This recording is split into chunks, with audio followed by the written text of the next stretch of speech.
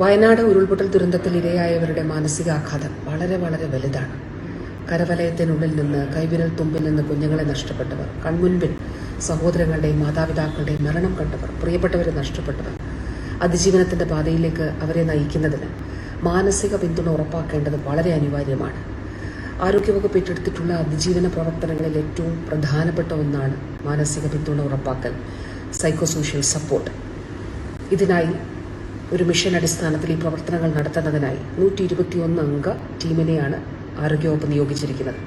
ആരോഗ്യവകുപ്പിലെയും വനിതാ ശിശു വികസന വകുപ്പിലെയും കൗൺസിലേഴ്സിനെ ഉൾക്കൊള്ളുന്നതാണ് ഈ ടീം.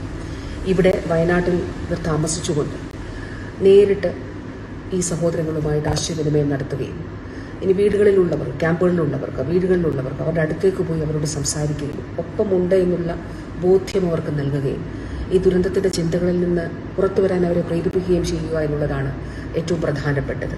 അതിൻ്റെ തുടർച്ചയായി കൗൺസിലിംഗ് ആവശ്യമുള്ളവർക്ക് അത് നൽകും. പിന്നീട് മറ്റ് പിന്തുണ പദ്ധതികൾ ആവശ്യമുള്ളവർക്ക് അതും ഉറപ്പാക്കുന്നതാണ്. ഈ ഒരു ദൗത്യത്തിന്റെ ഭാഗമായി ഇപ്പോൾ വയനാട് ജില്ലയ്ക്ക് പുറത്തുള്ളവർ പലരും ഇത് കണ്ടിട്ട് ഉറങ്ങാൻ കഴിയുന്നില്ല, ഇത് കേട്ടിട്ട് ഭക്ഷണം കഴിക്കാൻ കഴിയുന്നില്ല എന്ന് പറയുന്ന ഒരുപാട് ആളുകളുണ്ട്. ആരോഗ്യവകുപ്പിന്റെ ടെലിമനസ് പദ്ധതിയിലൂടെ അങ്ങനെയുള്ളവർക്കും മാനസിക പിന്തുണ ഉറപ്പാക്കുന്നതാണ്.